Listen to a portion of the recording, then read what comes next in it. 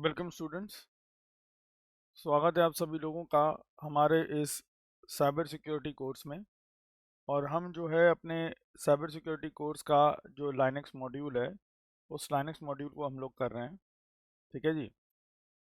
और पिछली क्लास में हम लोगों ने एक नया टॉपिक स्टार्ट किया था जिसका नाम था बूटिंग प्रोसेस इन लाइनक्स। ठीक है। अच्छा, ये जो टॉपिक था बूटिंग प्रोसेस ऑफ लाइनक्स, इसके बारे में हम लोग समझ रहे थे। सबसे पहले हम लोगों ने ये समझा था कि भी बूटिंग प्रोसेस क्या होता है। तो मैंने आपको बताया था कि आपने एक कंप्यूटर को स्टार्ट किया और होने के बाद से लेकर मतलब आपने जब उसको जैसे पावर ऑन किया तो पावर ऑन होने से लेकर जब तक वो सिस्टम आपको फुली फंक्शनल मोड में आपके सामने अवेलेबल नहीं हो जाता तो उस पूरे प्रोसीजर को हम लोग क्या कहते हैं, बूटिंग कहते हैं। अच्छा, फिर हमने सॉफ्टवेयर के बारे में बात करी थी, फर्मवेयर के बारे में बात करी थी। और उसके बाद यहाँ पे हमने बोला था कि मदरबोर्ड, जो हमारा मदरबोर्ड है, उस मदरबोर्ड में दो तरह के फर्मवेयर चलते हैं। एक होता है UEFI और दूसरा होता है बायोस। ठीक है। और ये बेसिकली ये दो टाइप के जो फर्मवेयर है इनका इस्तेमाल होता है कब? During the startup to initialise the hardware and load the operating system. ठीक है। यानी कि आपका जो पूरा बूटिंग का प्रोसेस को जो मैनेज करने का काम ये लोग करते हैं पूरा। ठीक है। अच्छा, अब हम लोगों ने पिछली क्लास के अंदर जो है पिछली क्लास के अंदर हम लोगों ने ये पढ़ लिया था कि भाई ये UEFI एंड बायोस के बारे में थोड़ी जानकारी ले ली थी। नाउ अब जो अगर सपोज मान लो मैं कहता हूँ यहाँ पे कि भैया ये अगर हम जो अपने सिस्टम में या तो UEFI वाला सेटअप चलाएंगे यानी कि UEFI वाला मदरबोर्ड फर्मवेयर यूज करेंगे या बायोस वाला मदरबोर्ड फर्मवेयर यूज करेंगे। तो अब हम ये जानना चाह रहे हैं कि भैया इन दोनों फर्मवेयर में डिफरेंस क्या है क्या। ठीक है जी। अब देखिए यहाँ पे, अब इन दोनों फर्मवेयर के बीच में हम क्या जानना चाह रहे हैं, डिफरेंस जानना चाह रहे हैं। तो मैं यहाँ पे एक जरा टेबल लगा देता हूँ और हम्म,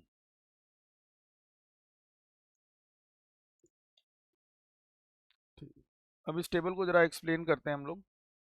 अब देखो भाई, हम यहाँ पे जो समझेंगे सबसे पहली चीज की भाई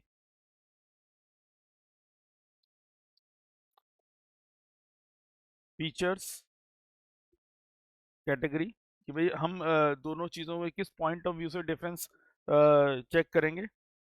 और यहाँ पे पहले हम एक बायोस के बारे में पॉइंट बनाएंगे एंड देन उसके बाद UEFI के बारे में। ठीक है, इन दोनों के बारे में हम लोग पॉइंट्स को समझेंगे। ठीक है। अच्छा देखिए,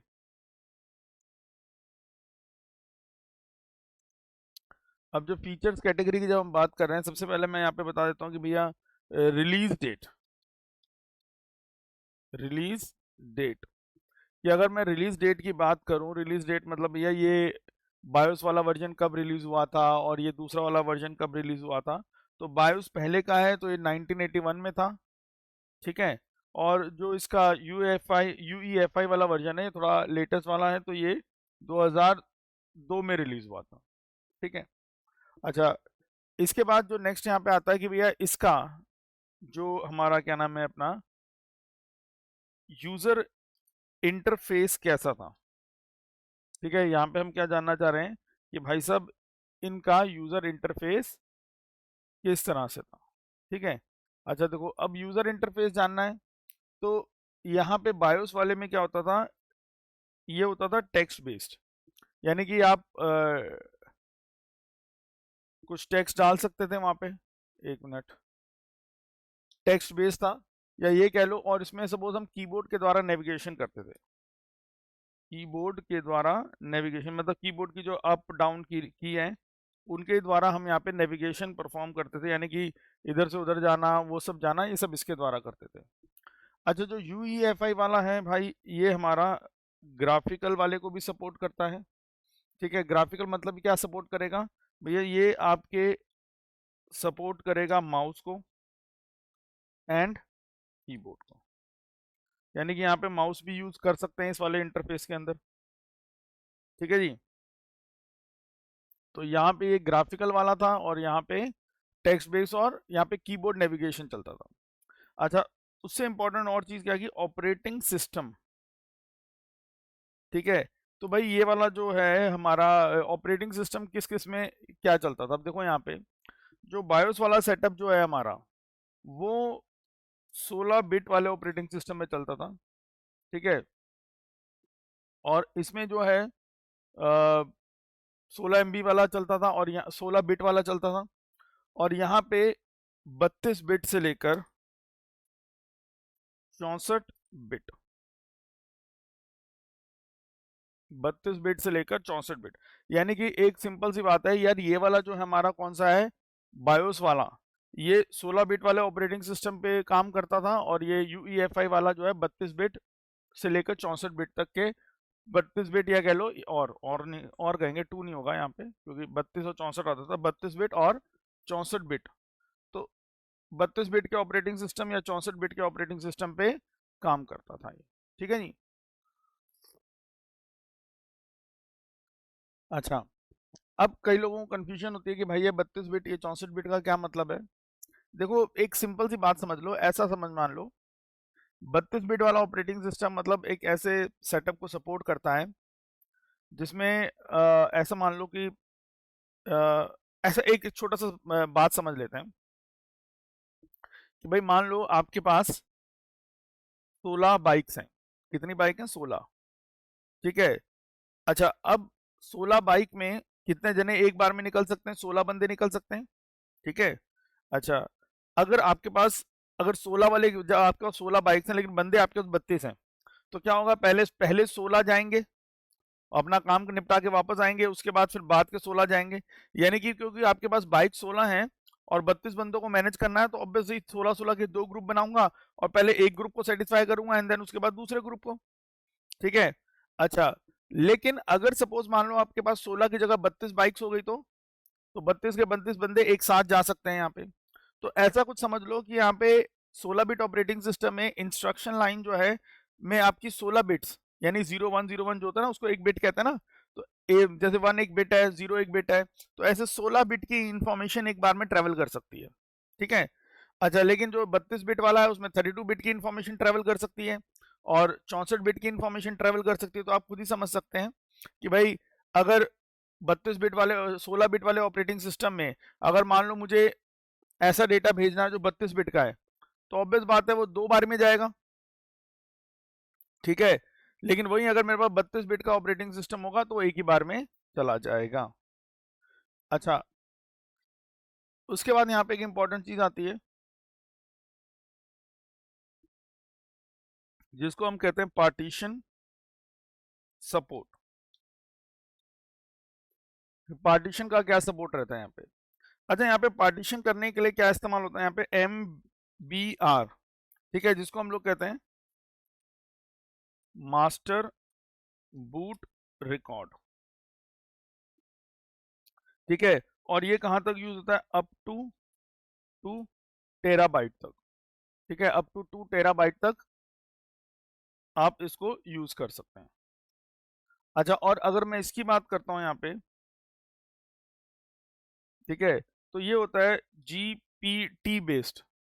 ठीक है, तो ये इसको हम कहते हैं GUID, GUID पार्टीशन टेबल।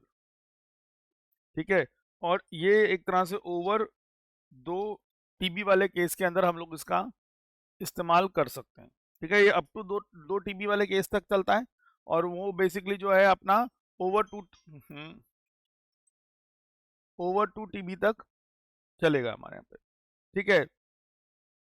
अच्छा, इसमें सब नेक्स्ट पॉइंट आता है हमारे पास परफॉर्मेंस की, भैया इसकी परफॉर्मेंस कैसी होती है। ठीक है,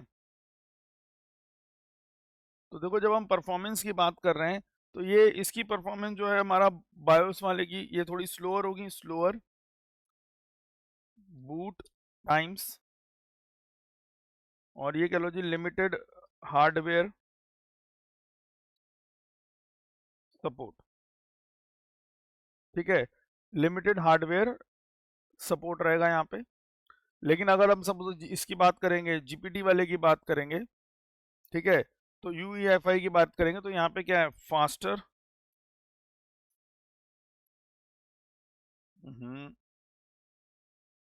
फास्टर बूट टाइम्स और ऑप्टिमाइज्ड फॉर लेटेस्ट हार्डवेयर। ठीक है, ऑप्टिमाइज फॉर लेटेस्ट हार्डवेयर यहाँ पे।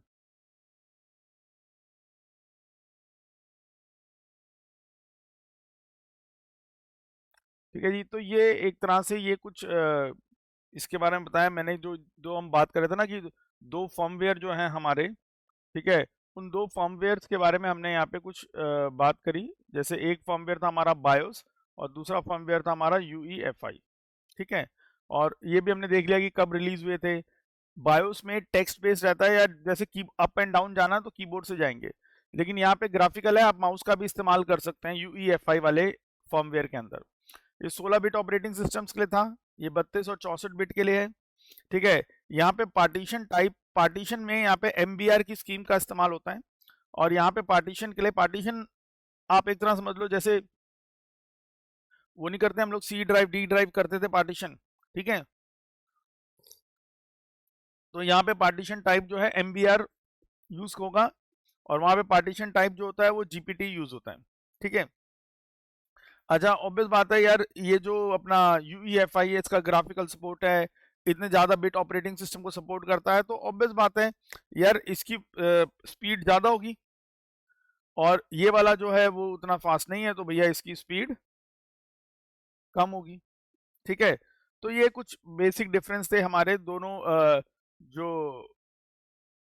बूटें, जो हार्डवेयर के जो जैसे हमारे मदरबोर्ड के जो दो फर्मवेयर हैं, बायोस एंड UEFI, उसके बारे में।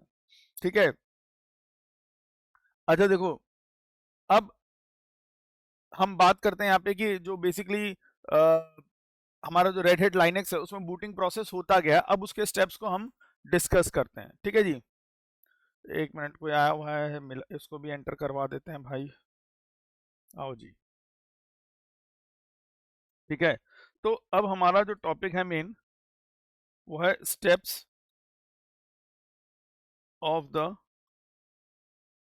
रेड हैट लाइनेक्स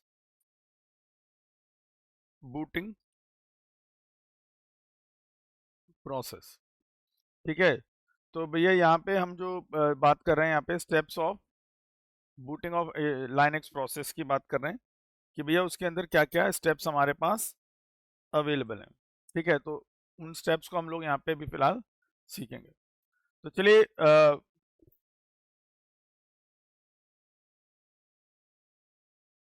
शुरू करते हैं इसको। तो देखो पहला स्टेप क्या होता है, सबसे फर्स्ट स्टेप देखिए यहाँ पे, जैसे आप मशीन ऑन करोगे, ठीक है, जैसे आप अपने मशीन को क्या करते हो, पावर ऑन करते हो, तो पावर ऑन करते ही अब आपके मशीन में जो आपका मदरबोर्ड है उसमें अगर बायोस वाला फर्मवेयर डला होगा तो वो काम करेगा आगे, बायोस वाला नहीं डला होगा तो UEFI वाला डला होगा वो आगे काम करेगा। तो चलो चाहे आपके जैसे आपने पावर ऑन किया है, तो चाहे आपके सिस्टम में बायोस डला हो या UEFI डला हो, जो भी डला होगा, ये फर्मवेयर क्या करेगा, पहले ये इनिशियलाइज करेगा आपके हार्डवेयर को। इनिशियलाइज हार्डवेयर करने का मतलब है जैसे CPU, RAM, hard disk, keyboard, इन सबको इनिशियलाइज करता है। पहले आप देखते हैं ना कहीं पे, आप अगर देखोगे कि तुम्हारे जब तुम कभी सिस्टम ऑन करते हो तो तुम एक चीज नोटिस करना, तुम्हारे कीबोर्ड पे एकदम 3 लाइटें जलती हैं और फिर बंद हो जाती हैं। तो वो बेसिकली क्या कर रहा है, वो सारे हार्डवेयर को इनिशियलाइज कर रहा है, क्योंकि अब पहले तो स्विच ऑफ था ना, तो सारा हार्डवेयर शांत बैठा हुआ था भाई। ठीक है, कोई वर्किंग में तो था नहीं ना, जब आपका कंप्यूटर स्विच ऑफ था तो आपका सारा हार्डवेयर जो है शांत बैठा था, वर्किंग में कुछ नहीं था। लेकिन जैसे ही आपने ऑन किया तो भैया अब सारा वर्किंग पे आएगा ना, तो जैसे पावर ऑन करोगे तो आपका जो भी फर्मवेयर है, चाहे आपका फर्मवेयर वो बायोस हो या UEFI हो, जो भी होगा फर्मवेयर, ये क्या करेगा, आपके हार्डवेयर को इनिशियलाइज करेगा। अच्छा, अब इसने आपके हार्डवेयर को इनिशियलाइज कर दिया, ठीक है, अब उसके बाद क्या करेगा, उसके बाद जैसे इनिशियलाइज करने के बाद दूसरा स्टेप क्या करेगा, ये एक टेस्ट कंडक्ट करता है, जिस टेस्ट का नाम है पोस्ट, जिसको हम कहते हैं पावर ऑन सेल्फ टेस्ट। ठीक है, तो भाई क्या हुआ, जैसे पावर ऑन हुई, पावर ऑन होते ही आपका जो भी उसका क्या नाम है अपना, जो भी आपके मदरबोर्ड का फर्मवेयर होगा वो एक्टिवेट हो जाएगा और वो आपके हार्डवेयर को इनिशियलाइज करेगा। एंड देन उसके बाद एक पोस्ट टेस्ट कंडक्ट करेगा जिसमें वो इंश्योर करेगा कि आपका हार्डवेयर जो है वो प्रॉपरली फंक्शन कर रहा है कि नहीं कर रहा।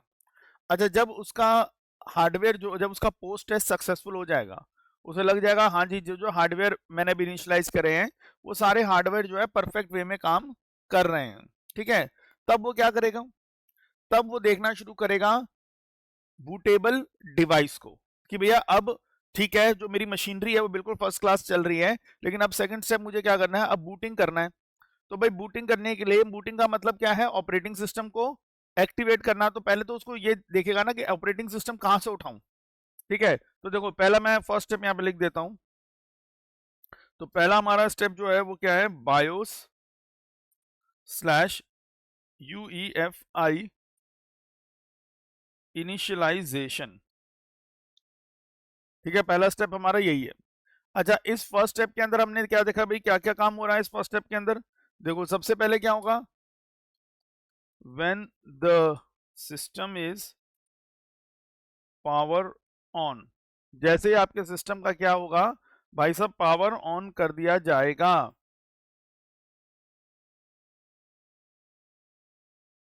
ठीक है। जैसे आपके सिस्टम का पावर ऑन कर दिया गया, पावर ऑन करते ही क्या होगा, द बायोस, ठीक है, बायोस जिसकी फुल फॉर्म है बेसिक इनपुट स्लैश आउटपुट, ठीक है, अरे यार, बेसिक इनपुट आउटपुट सिस्टम, ठीक है।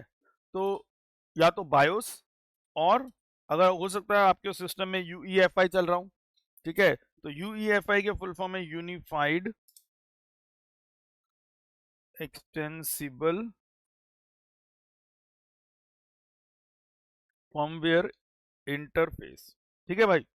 तो जैसे पावर ऑन करोगे तो आपका बायोस वाला सिस्टम या UEFI वाला जो भी सिस्टम, दोनों में से जौन सा भी फर्मवेयर है, ठीक है, जो भी आपके सिस्टम में जो भी फर्मवेयर डला होगा वो क्या करेगा, इनिशियलाइजेस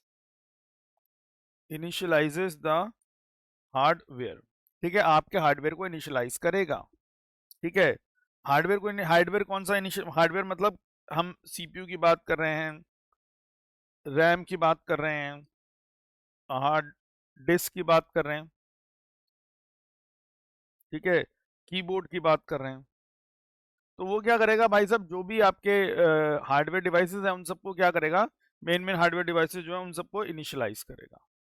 चलो जी, अब इनिशियलाइज करने का काम कर दिया, अब उसके बाद क्या करेगा, फिर मैंने बोला था इट परफॉर्म पोस्ट, पोस्ट का फुल फॉर्म क्या है, पावर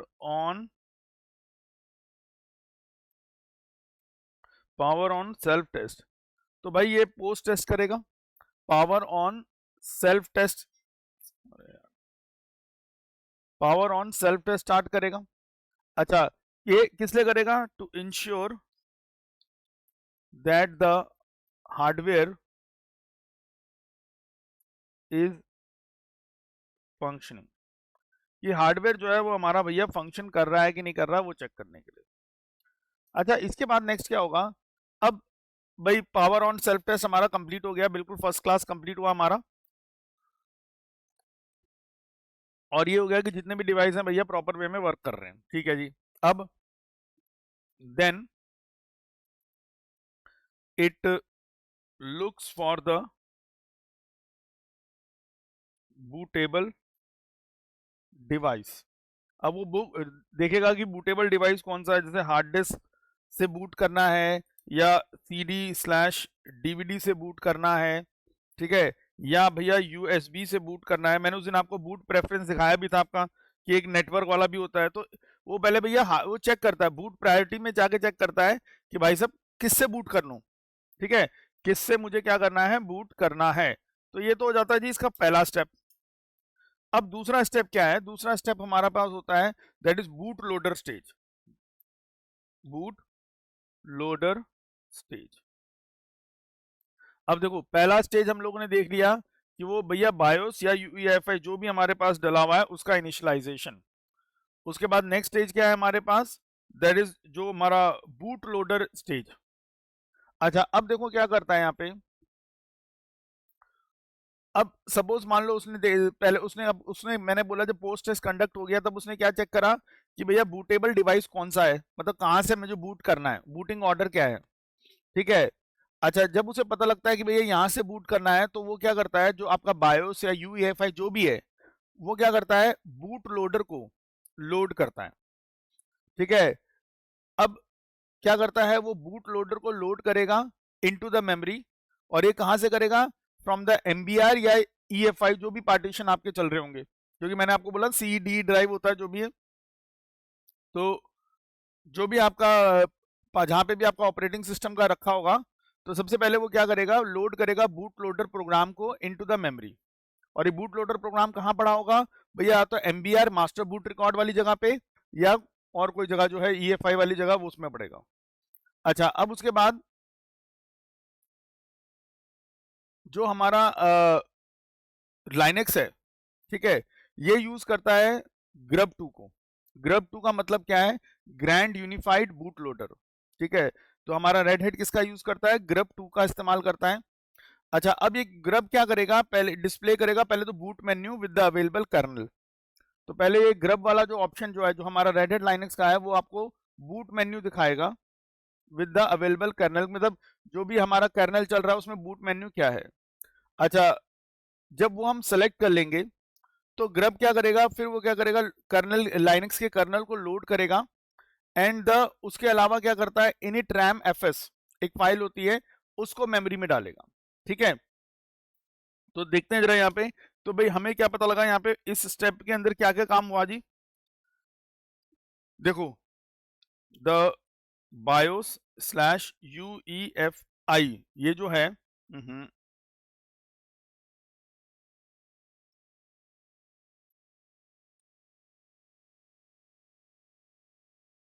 ठीक है। तो जो बायोस है यूईएफआई ये क्या करेगा, लोड द,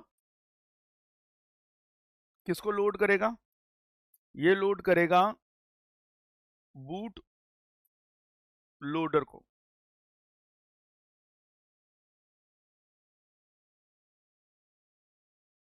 ठीक है।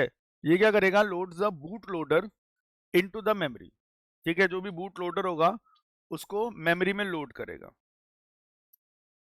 Into into the memory.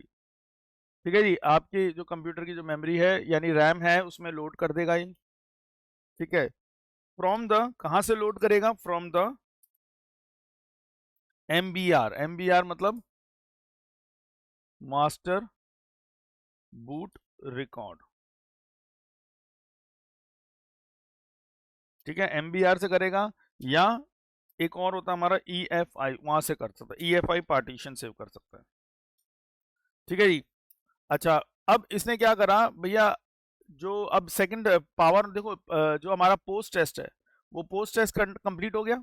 अब पोस्ट टेस्ट के कंप्लीट होने के बाद नेक्स्ट काम क्या करना है यार, अब पोस्ट हो गया, सब कुछ हो गया, अब इसे क्या करना है भैया, ऑपरेटिंग सिस्टम एक्टिवेट करना है। लेकिन ऑपरेटिंग सिस्टम को एक्टिवेट करने की जिम्मेदारी किसकी होती है, बूट लोडर नाम के एक प्रोग्राम की। ठीक है। तो यानी कि अब अच्छा भाई, अब नेक्स्ट स्टेप क्या है, अब हमें पता है कि ऑपरेटिंग सिस्टम को एक्टिवेट करना है, ये काम किसका है, बूट लोडर वाले प्रोग्राम का। तो अब पोस्ट के बाद हमारा नेक्स्ट काम क्या होगा भैया, इस बूट लोडर प्रोग्राम को मेमोरी में डालो ताकि ये बूट लोडर प्रोग्राम चले, और चलने के बाद ये क्या करे भैया, ये जो हमारा क्या नाम है ऑपरेटिंग सिस्टम है उसको लोड करके लेकर आए हमारे लिए यहाँ पे। अब देखो, अब लाइनेक्स जो है, अब हमें ये पता लग गया कि पोस्ट के बाद नेक्स्ट स्टेप क्या है, जो हमारा बायोस है यूईएफआई नाम का जो हमारा फर्मवेयर है उसका नेक्स्ट स्टेप क्या है, कि बूट लोडर प्रोग्राम को मेमोरी में डालना है। ठीक है। क्यों डालना है, क्योंकि भाई साहब ये बूट लोडर नाम का जो प्रोग्राम है ये क्या करेगा, हमारे ऑपरेटिंग सिस्टम को एक्टिवेट करेगा। अब कैसे एक्टिवेट करेगा वो देखते हैं अभी, बट अभी हमें समझ में आ गया कि भैया ये बूट लोडर नाम का जो प्रोग्राम है ये हमारे ऑपरेटिंग सिस्टम को एक्टिवेट करेगा। ठीक है। तो इसलिए हम क्या करते हैं, बूट लोडर प्रोग्राम को कहां डाल देते हैं, अपना मेन मेमोरी में यानी रैम में। ठीक है। अच्छा, अब जो लाइनेक्स है वो कौन सा बूट लोडर यूज करता है, the red hat the red hat Linux uses grub 2। तो ये जो हमारा रेड हेड लाइनेक्स जो है ये भाई क्या करता है, ये ग्रब 2 यूज करता है, यानी कि ग्रैंड यूनिफाइड ठीक है, बूट लोडर। तो भाई बूट लोडर की बात हो रही है ना, तो हमारा जो लाइनेक्स है, रेड हैट लाइनेक्स है, वो कौन सा बूट लोडर इस्तेमाल करता है? हमारा लाइनेक्स जो है वो grub 2 नाम का बूट लोडर इस्तेमाल करता है। ठीक है जी, तो ये हमें समझ में आ गया कि हाँ भाई, एक हमारे पास ये बूट लोडर, ये लाइनेक्स के अंदर जो बूट लोडर हम लोग यूज करेंगे वो कहाँ है? हमारा grub 2 है। ठीक है जी।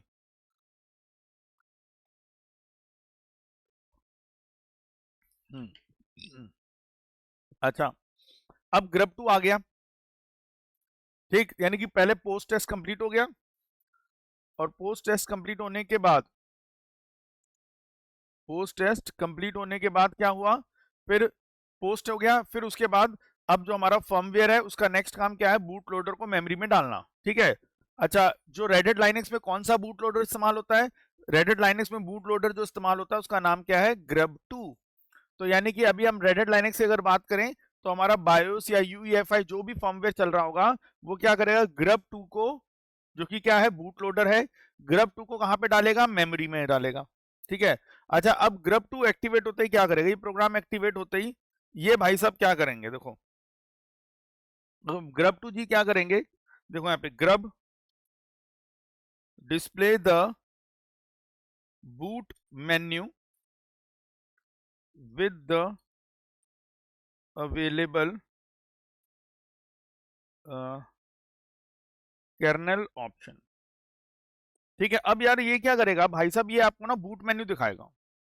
अच्छा, अब देखो यार, बूट मेन्यू में मतलब जैसे आपको अब देखते हो ना, जब हम लाइनेक्स को स्टार्ट करते थे तो स्टार्टिंग में आता था ना वो 2-3 लाइनें लिखी होती थी, और हम उसमें से एक एक याद होगा तुम्हें, हमने एक ट्रबल शूटिंग के लिए भी नीचे वाला ऑप्शन चूज करते थे। जैसे हम लाइनेक्स स्टार्ट करते तो स्टार्ट करते ही 2-3 ऑप्शन आते थे ना वहां पे सेलेक्ट करने के लिए।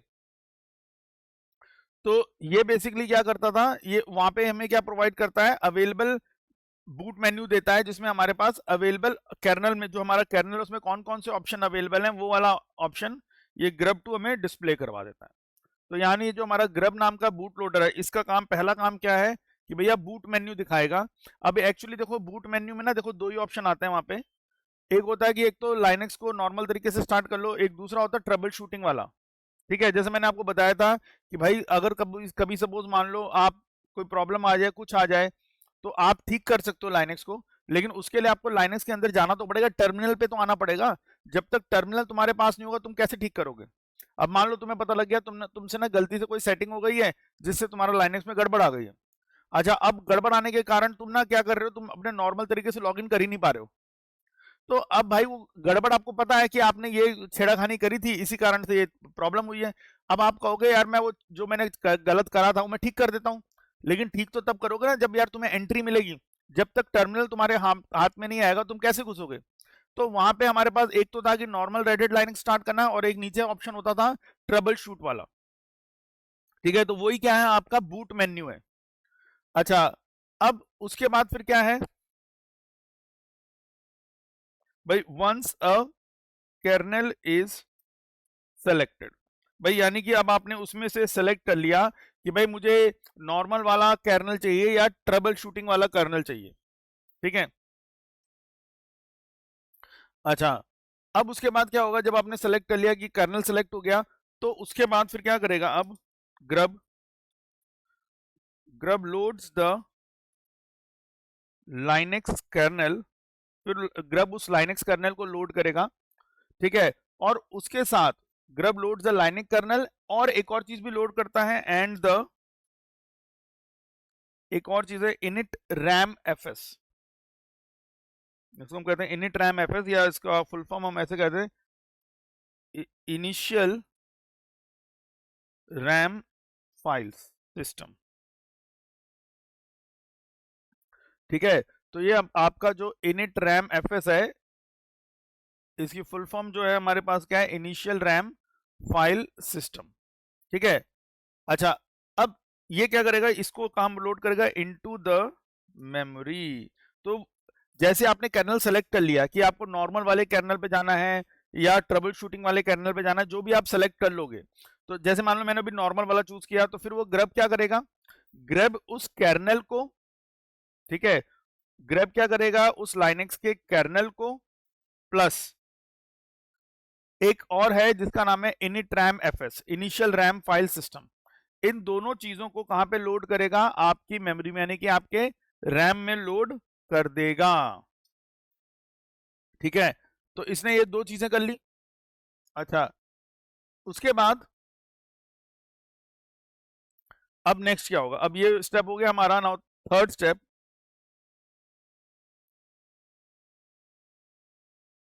अब थर्ड स्टेप आएगा हमारे पास यहाँ पे कर्नल इनिशियलाइजेशन। अब कर्नल इनिशियलाइजेशन वाला स्टेप हमारा चलेगा। अब देखो भाई, इस कर्नल इनिशियलाइजेशन वाले स्टेप के अंदर क्या काम होगा? देखो जी, पहला बात,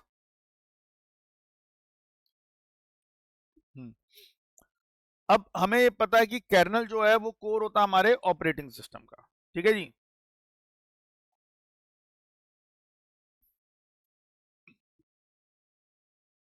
the kernel is the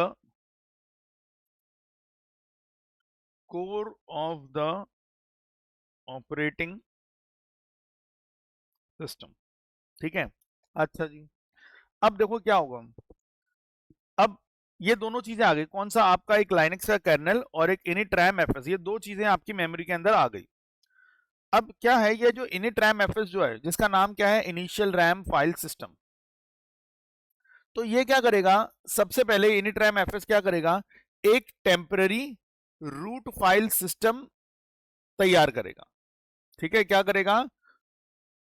the init RAM FS जो है हमारा, वो हमें क्या प्रोवाइड करेगा? एक temporary root file system support provide करेगा। ठीक है, जिसमें आपके ड्राइवर्स, जो भी आपके रियल रूट सिस्टम को माउंट करने के लिए जो जो चीजें जरूरत है सब होंगी उसके अंदर। अच्छा, अब एक बार ये टेम्पररी रूट फाइल सिस्टम इसने इनिशियलाइज कर दिया, फिर ये क्या करेगा? आफ्टर इनिशियलाइजिंग सिस्टम, ये क्या करेगा? फिर एक्चुअल रूट फाइल सिस्टम को माउंट करेगा and start the init process. अब देखो यार, तुम्हें याद होगा हम लोग एक माउंट के बारे में हम लोगों ने पढ़ा था। ठीक है, जैसे यार सिंपल सी बात है, तुम देखते हो ना यार, मान लो मैं, मेरा सिस्टम है, मैं उसमें एक पेन ड्राइव लगाता हूँ, तो पेन ड्राइव लगाते ही वो थोड़ा सा टाइम लेता है और फिर उसके बाद वो पेन ड्राइव हमारे सिस्टम पे आ जाती है। ठीक है, इसका मतलब क्या है कि जैसे मैंने पेन ड्राइव अटैच करी तो थोड़ा सा समय किस काम के लिया उसने? उसने लिया वो थोड़ा समय उस पेन ड्राइव को माउंट करने के लिए। क्योंकि जब तक वो पेन ड्राइव हमारे सिस्टम में माउंट नहीं होगी और उसका आइकन मुझे दिखाई नहीं देगा अपने दिस पीसी के अंदर, तब तक मैं उस पेन ड्राइव के अंदर कुछ काम ही नहीं कर सकूंगा भाई। ठीक है ना, देखो अगर मेरे पास एक पेन ड्राइव है, मुझे उसके अंदर देखनी है भाई साहब कौन कौन सी फाइलें हैं, तो मैं कैसे देख पाऊंगा उसके अंदर की फाइलें? भाई सिंपल सी बात है, उसको मैं ओपन करूंगा और ओपन करने के बाद क्या होगा?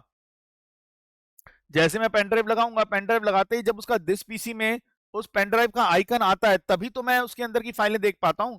तो वो पेन ड्राइव के आइकन आने तक का प्रोसीजर क्या है? उसमें क्या कर रहा है वो पेन ड्राइव को माउंट कर रहा है हमारे। और माउंट करने के बाद जो आइकन आ जाता है हमारे सामने, वो आइकन असल में क्या दे दिया उसने? एक दरवाजा दे दिया कि लो भैया, इस पेन ड्राइव से जो भी काम करना है, इस आइकन को क्लिक करो तो पेन ड्राइव की सारी फाइलें दिख जाएंगी, और जो भी आपने डेटा डालना है इसी के अंदर डालो। ठीक है, अच्छा, तो अब देखो यहाँ पे द, एक minute, the init ram fs provides, पहले ये क्या प्रोवाइड कर रहा है? एक टेम्पररी,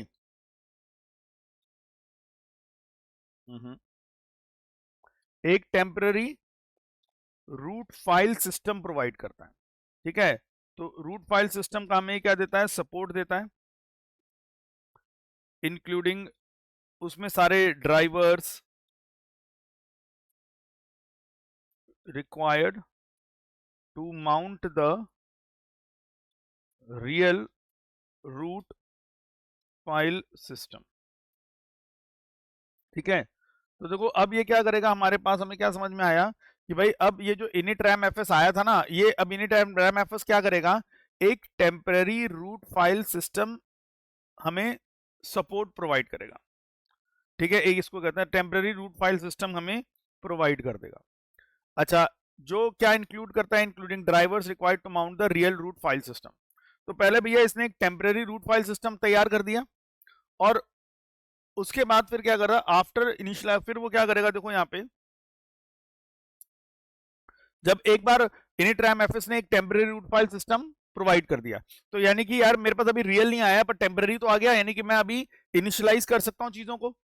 तो आफ्टर इनिशियलाइजेशन, जब इनिशियलाइजेशन कर दी सारी, आफ्टर इनिशियलाइजेशन द सिस्टम, ठीक है, इट माउंट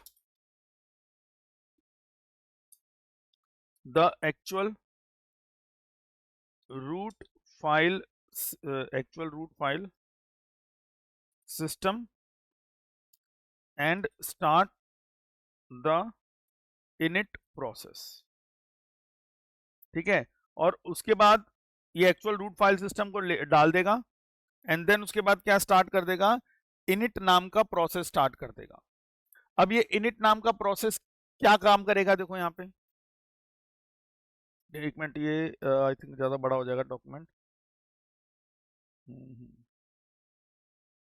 चलो कोई नहीं, इसी पे करते हैं, ठीक है। अब देखो यहाँ पे, अब चौथा पार्ट, अब हमें ये समझ में आ गया कि यहाँ तक आ गया है। अब जो टेम्परेरी रूट फाइल सिस्टम आया था जिसने पहले सारा पहले सारा ड्राइवर वगैरह सब सेट कर दिए, उसके बाद सारे ड्राइवर वगैरह सेट करने के बाद फिर रियल जो एक्चुअल रूट फाइल सिस्टम है उसको माउंट करवा दिया। अच्छा, actual root file system mount हो गया। अब माउंट होने के बाद नेक्स्ट स्टेप क्या करेगा भाई, अब ये इनिट प्रोसेस स्टार्ट करेगा।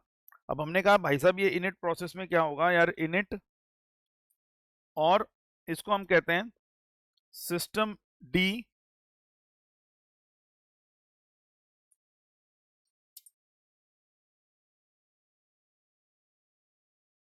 ठीक है, सिस्टम डी इनिशियलाइजेशन। अब देखो यार यहाँ पे, अब जो रेड हैट लाइनक्स एंटरप्राइज है और 7 था, और उससे जैसे सपोज मान लो 7 एंड उसके बाद जो लोग थे वो यूज कर रहे थे अपना सिस्टम डी, ठीक है।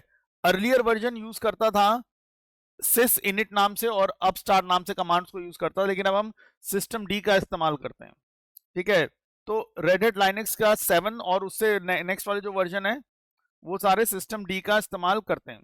तो देखो अब यहाँ पे क्या होता है, सिस्टम डी सबसे पहला फर्स्ट एक प्रोसेस होता है जिसका प्रोसेस आईडी 1 होता है, वो स्टार्ट होता है, और वो स्टार्ट होते ही क्या करता है, एक फाइल होती है इसके पास एक जगह पे जिसका नाम है default.target, वहां से ये रीड करता है कॉन्फ़िगरेशन की सारी सेटिंग्स को, ठीक है, क्योंकि भाई आपने कुछ कॉन्फ़िगरेशन करी होगी तो अब वो कॉन्फ़िगरेशन भी तो पहले इनिशियलाइज करेगा, ठीक है।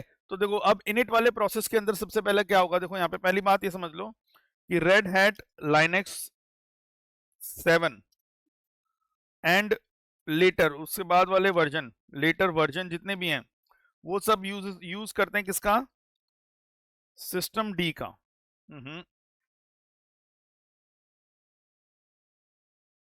यूजेस सिस्टम डी, ठीक है भाई।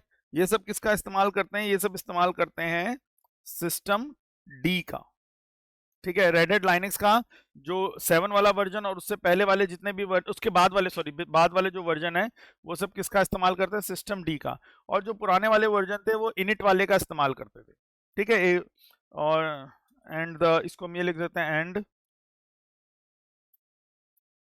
And the earlier versions uses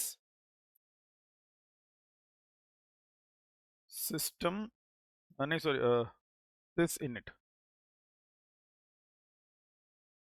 ठीक है। और एक और भी होता था, इसका नाम था अपस्टार्ट। तो यहाँ पे सिंपल सी बात क्या है यार हमारे पास कि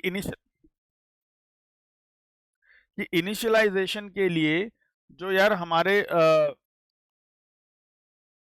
रेड हैट लाइनक्स 7 है और उसके बाद के जितने भी वर्जन है वो इस्तेमाल करते हैं सिस्टम डी को, ठीक है। तो ये सिस्टम डी वाली कमांड हम इस्तेमाल करते हैं इनिशियलाइजेशन के लिए। अच्छा जी, चलो अब ये क्या करेगा भाई साहब इनिशियलाइजेशन के अंदर, वो भी समझ लेते हैं। देखो अब हमें पता लग गया कि अभी जो हम पढ़ रहे हैं वो ऑब्वियस बात है वो कौन सा है, वो हमारा वो जो है हमारा सिस्टम डी है। तो ऑब्वियस बात है हम सिस्टम डी के बारे में पढ़ेंगे। तो यहाँ पे सबसे पहले बात समझ लो, सिस्टम डी जो है, ठीक है, is the first process with PID मतलब प्रोसेस आईडी 1। तो सिस्टम डी नाम का जो सब प्रोसेस है, सबसे पहला प्रोसेस है जो आपका चलता है, ठीक है। अच्छा, अब ये सिस्टम डी नाम का प्रोसेस करेगा क्या भाई? अब भाई साहब ये क्या करेगा, इट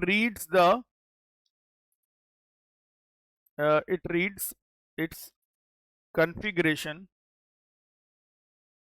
फ्रॉम। अब कॉन्फ़िगरेशन ये कहां से पड़ेगा, देखो /etc के अंदर, क्योंकि अब एक्चुअल फाइल सिस्टम लोड हो चुका है तो सारे डायरेक्टरी सब कुछ अवेलेबल है हमारे पास। तो /etc के अंदर एक डायरेक्टरी है जिसका नाम है सिस्टम डी, ठीक है। उसके अंदर एक डायरेक्टरी है जिसका नाम है सिस्टम, और उसके अंदर एक है डिफॉल्ट डॉट टारगेट, ये लोड करेगा। अब तुम्हें याद होगा कि यार हम लोगों ने एक बार, मैंने आपको बताया था ना कि अगर आप लाइनक्स में ग्राफिकल मोड में काम करना चाहते हो तो उसमें ग्राफिकल डॉट टारगेट चलता है, ठीक है। और सपोज मान लो उसमें आप CLI मोड में भी काम कर सकते हो यहाँ पे। तो मैंने आपको बताया था कि ग्राफिकल मोड और सिस्टम CLI मोड में कैसे ट्रांसफर करते हैं, ठीक है। तो उसके लिए मैंने आपको कमांड भी सिखाई थी, ठीक जी। तो यहाँ पे पहले एक्चुअली चक्कर क्या है कि अभी आपके सिस्टम में कौन सा मोड सपोर्टेड है, मतलब ग्राफिकल वाला है या CLI वाला है, वो जानकारी यहाँ लिखी हुई है डिफॉल्ट डॉट टारगेट वाली फाइल में। तो ये क्या कर रहा है, इट रीड कॉन्फ़िगरेशन फ्रॉम, इस फाइल से अपनी कॉन्फ़िगरेशन रीड कर लेगा, ठीक है।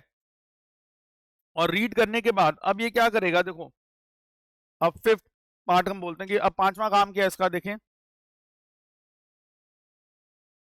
टारगेट स्लैश यही कह लो रन लेवल लोडिंग करना, ठीक है।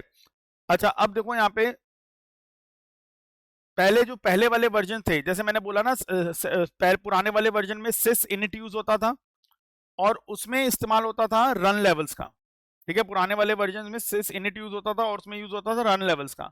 लेकिन जो अब 7 और उसके बाद के जो लेटेस्ट वर्जन आए हैं उसमें सिस्टम डी नाम की कमांड का यूज होता है और वो टारगेट का इस्तेमाल करती है, ठीक है। अब देखो ध्यान से यहाँ पे,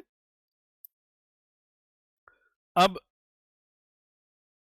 जैसे मैंने आपको बोला कि भाई सिस्टम डी नाम की जो कमांड है इसने रिप्लेस कर रखा है, replace traditional run levels with targets, ठीक है। ट्रेडिशनल रन लेवल्स को टारगेट्स के साथ रिप्लेस कर रखा है। अब जैसे तुम याद होगा, तुम यहाँ पे जब तुम लिखते थे ना, एक कमांड लिखते थे जैसे सपोज ये वाली कमांड तुम लिखते थे ना, अगर तुम्हें उसमें जाना होता था क्या नाम है CLI वाले मोड में, तो जैसे लिखते थे मल्टी यूजर डॉट टारगेट, ठीक है। तो ये वाला काम क्या करता था, ये आपका मल्टी यूजर था बट नो GUI, ठीक है। इसमें क्या, इस वाले में क्या होता था कि मल्टी यूजर मोड तो था लेकिन इसमें ग्राफिकल मोड नहीं चलता था, इसमें क्या चलता था आपका CLI मोड चलता था, ठीक है। ये हम लोगों ने करके भी देखा हुआ है कि जब हम CLI से ग्राफिकल या ग्राफिकल से CLI मोड पे स्विच करना होता ना, तब वो, ठीक है। अच्छा, इसको मैं ये बोल सकता हूँ कि भैया यहाँ पे एक minute, multi user but no GUI, multi user but no GUI। और इस वाले में ग्राफिकल डॉट टारगेट करते थे तो हम ग्राफिकल वाले में चले जाते थे। तो इस ग्राफिकल वाले में क्या था, यहाँ पे मल्टी यूजर विद GUI था, ठीक है। और उसके बाद जो हमारी सर्विसेज हैं या जो भी हमारे डेमन हो गया, सर्विसेज डेमन, एंड इसको हम कहते हैं system units defined in the target get started, ठीक है। तो भाई साहब अब आपने जो भी जो डिफॉल्ट डॉट टारगेट वाली फाइल के अंदर आपने जो भी यूज कर रखा होगा, मतलब जो भी आपने multi user dot target set कर रखा है या ग्राफिकल डॉट टारगेट सेट कर रखा है, यानी कि आपने CLI मोड वाला सेट कर रखा है या ग्राफिकल वाला सेट कर रखा है, तो जो भी आपने सेट कर रखा है उसके अकॉर्डिंगली वो आपके सिस्टम को सेट कर देगा। और प्लस उसके साथ जो भी सर्विसेज या जो भी डीमन या सिस्टम यूनिट्स जो भी आपने डिफाइन कर रखी हैं उन सारी सर्विसेज को वो क्या कर देगा, ऑटोमेटिकली स्टार्ट कर देगा। ठीक है, और उसके बाद जब इतना काम हो जाएगा, जब उन सारी सर्विसेज को स्टार्ट कर देगा, तो लास्ट स्टेप ये क्या करेगा भाई, देखो अब छठा स्टेप जो है इसका, लास्ट जो छठा स्टेप रहेगा हमारा, अब उसके बाद आपको लॉगिन का जो प्रॉम्प्ट आ जाता है, ना लॉगिन का प्रॉम्प्ट, यहाँ पे डालो जी अपना यूजर नेम पासवर्ड डालो जो भी है, ठीक है, तो वो फिर आप लॉगिन कर लोगे, और लॉगिन करने के बाद आप सिस्टम के अंदर एंटर कर जाओगे भाई। ठीक है, तो सीधे सीधे हमें क्या क्या चीज समझ में आई यहाँ पे, देखो ये पूरा एक पूरा प्रोसीजर हम लोगों ने पढ़ लिया, क्योंकि देखो आपसे ना इंटरव्यू में कई बार पूछा जाता है कि लाइनेक्स का बूटिंग प्रोसेस बताओ क्या है, लाइनेक्स का बूटिंग प्रोसेस समझाओ कि भैया क्या है। अच्छा, तो सिंपल सी बात आपने क्या करना है कि भैया सबसे पहले जैसे हम पावर ऑन करते हैं, पावर ऑन करते ही हमारा बायोस या यूईएफआई का जो फर्मवेयर है वो ऑन हो जाता है, और वो क्या करता है भैया, सबसे पहले पोस्ट टेस्ट कंडक्ट करता है। ठीक है, एक बार पोस्ट टेस्ट सक्सेसफुली कंप्लीट हो जाता है, तो उसके बाद वो एमबीआर को देखता है, किसको देखता है, एमबीआर को। एमबीआर मतलब ये अपना मास्टर बूट रिकॉर्ड को देखता है। अब क्यों देखता है भाई, ये देखता है क्योंकि इसे क्या चाहिए, बूट लोडर वाला प्रोग्राम चाहिए। ठीक है, तो बूट लोडर वाला प्रोग्राम इसको कहां से मिलेगा, उसको यही एमबीआर से मिलेगा। ठीक है, तो अब जो रेड हैट लाइनक्स कौन सा बूट लोडर वाला प्रोग्राम यूज करता है, वो यूज करता है ग्रब 2 वाला बूट लोडर वाला प्रोग्राम यूज करता है। तो अब देखो अब क्या हुआ कि अब जो आपका फर्मवेयर है वो क्या करेगा, आपके एमबीआर में से, ठीक है, क्या करेगा, ग्रब नाम का जो बूट लोडर प्रोग्राम है वो निकालेगा, और निकाल के कहां डाल देगा जी, आपके रैम में लोड कर देगा। अच्छा, अब ग्रब जैसे रैम में आ जाएगा तो वो क्या करेगा, आपको एक बूट मेन्यू दिखाएगा, ठीक है, जिसमें से आप सेलेक्ट करोगे कौन से वाले कर्नल पे जाना है, नॉर्मल वाला लाइनक्स स्टार्ट करना है या ट्रबल शूट वाला करना है। ठीक है, तो जो भी आप सेलेक्ट करोगे, जैसे मान लो आपने नॉर्मल वाला सेलेक्ट कर दिया, उसके बाद सेलेक्ट करने के बाद अब ग्रब क्या करेगा, वो कर्नल आपके रैम में लोड करेगा, प्लस उसके साथ साथ वो एक इनिट रैम एफएस नाम का फाइल सिस्टम है वो भी लोड करेगा, दो चीजें लोड करेगा, एक कर्नल और एक इनिट रैम एफएस। अच्छा, अब जो आपका कर्नल है वो क्या करता है, वो आपका सीपीयू मेमोरी डिवाइस उन सबको इनिशियलाइज कर देगा। अच्छा, क्योंकि वही आपका कोर है ऑपरेटिंग सिस्टम का। अच्छा, लेकिन जो आपका इनिट रैम एफएस है वो क्या करेगा, पहले वो एक टेम्परेरी रूट फाइल सिस्टम तैयार कर देगा। ठीक है, पहले स्टार्टिंग में वो क्या कर देगा, एक टेम्परेरी रूट फाइल सिस्टम तैयार कर देगा, और उसके बाद आफ्टर इनिशियलाइजेशन वो फिर क्या करेगा, फिर टेम्परेरी रूट फाइल सिस्टम आ गया जिसमें सारे ड्राइवर सब कुछ हो, उसके बाद फिर आफ्टर इनिशियलाइजेशन वो क्या करेगा भाई, फिर वो आपका जो एक्चुअल रूट फाइल सिस्टम है उसको माउंट कर देगा। ठीक है, आपके माउंट कर देगा, क्या माउंट कर देगा भाई साहब, वो एक्चुअल रूट फाइल सिस्टम को माउंट कर देगा। ठीक है, और इसको माउंट करने के बाद फिर वो क्या करेगा, चलो आपका फाइल सिस्टम माउंट हो गया, अब नेक्स्ट, क्योंकि देखो बहुत सारी चीजें हैं, सिर्फ ये नहीं कि ऑपरेटिंग सिस्टम ऑन हो गया, नहीं भैया, आपका फाइल सिस्टम लोड होगा यहाँ पे। अच्छा, उसके बाद जो भैया तुम्हारा जो ऑपरेटिंग सिस्टम की जितनी भी सर्विसेज है उन सबको भी तो स्टार्ट करेगा। तो देखो ये फाइल सिस्टम लोड हो गया, उसके बाद उसने इनिट प्रोसेस स्टार्ट किया। अब हमें पता है कि रेड हैट लाइनक्स 7 और उसके अर्लियर वर्जन के बाद के वर्जन में सिस्टम डी नाम का इनिशियलाइजेशन वाला प्रोसेस चलता है। तो ये सिस्टम डी नाम का जो प्रोसेस है ये एक्टिवेट हो जाएगा, और इसका प्रोसेस आईडी क्या है, 1 क्यों, क्योंकि सबसे पहला प्रोसेस यही है।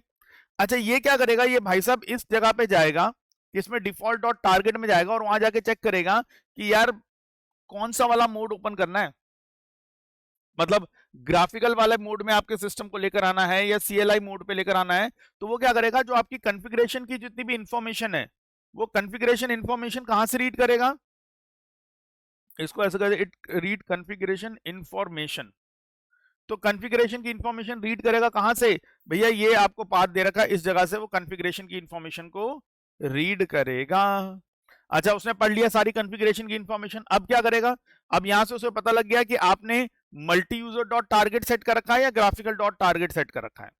जो भी आपने सेट कर रखा है उसके अकॉर्डिंगली वो जो जो सर्विसेज आपने उसमें सेट कर रखी हैं, जो सर्विसेज, जो सिस्टम यूनिट्स, जो सर्विसेज कह लो, डेमन कह लो, सिस्टम यूनिट जो भी सर्विसेज कर रखे हैं, उन सबको पहले तो ये वाला जो भी आपने इंटरफेस चूज किया पहले तो वो एक्टिवेट करेगा, और उसके साथ साथ जितनी भी आपने सर्विसेज डिफाइन करी हैं वो सारी की सारी स्टार्ट कर देगा। तो services daemon and system unit defined in the target, target मतलब जो भी आपका मल्टी यूजर वाला टारगेट या ग्राफिकल वाला टारगेट जो भी है, तो उसके साथ साथ जो जो सर्विसेज या जो जो चीजें सेट हो रखी थी वो सारी की सारी स्टार्ट करेगा। और जब वो सारी ग्राफिकल वाला मोड ऑन कर दिया प्लस सारी सर्विसेज स्टार्ट कर दी, ठीक है, पहले तो उसको समझ में आ गया कौन से मोड पे बंदे ने काम करना है, वो सिलेक्ट हो गया, वो एक्टिवेट हो गया, और प्लस उसके साथ जितनी भी सर्विसेज आपकी जुड़ी हुई थी वो सारी सर्विसेज ऑन कर दी। एंड उसको ऑन करने के बाद फिर वो क्या करेगा भाई, लास्ट में आपको लॉगिन का प्रॉम्प्ट दिखा देगा कि लो भैया लॉगिन प्रॉम्प्ट ये रहा, अब आप जो है शांति से वो करो, क्या नाम है इसको, लॉगिन करो। ठीक है, तो ये हमने एक बूटिंग का प्रॉपर पूरा प्रोसेस समझ लिया है यहाँ पे कि भाई किस तरह से इसमें बूटिंग का काम होता है, कैसे होता है। ठीक है जी, नेक्स्ट क्लास के अंदर हम लोग थोड़ा सा इन चीजों के बारे में सिस्टम पे चेक करेंगे कि भैया क्या क्या है इसका, कहाँ कहाँ पे क्या क्या पढ़ा, क्योंकि अभी तो हमने थ्योरेटिकली पूरा पढ़ लिया, लेकिन अब ये इन्फॉर्मेशन कहाँ पे है, कैसे है, एनी टाइम एफएस के बारे में, इन सब चीजों के बारे में भी हमने देखना पड़ेगा कि ये सब चीजें कहाँ पे अवेलेबल होती हैं। ठीक है जी, तो ये आपका एक बूटिंग प्रोसेस है किसका, रेड हैट लाइनक्स का। ठीक है जी, तो चलिए बच्चों आज की क्लास हम यहीं पे फिनिश करते हैं। ठीक, ये नोट्स मैं आपको भेज दूंगा, इसको एक बार अच्छी तरह से आप रीड कर लेना, बड़े सिंपल से स्टेप्स हैं, अपने माइंड में आप अपना एक खुद का मेमोरी मैप बना लेना इसका, क्योंकि कल को जब कभी भी आप इंटरव्यू में जाओ रेड हैट लाइनक्स के, तो आपसे ये क्वेश्चन जरूर पूछा जाता है कि बूटिंग प्रोसेस का स्टेप्स बताओ रेड हैट लाइनक्स के, और बच्चे यहीं पे जाके अटक जाते हैं कि वो इस पे ध्यान ही नहीं देते। ठीक है जी, तो चलिए thank you very much, have a nice day, मिलते हैं आप लोगों से नेक्स्ट क्लास में, तब तक के लिए goodbye and take care.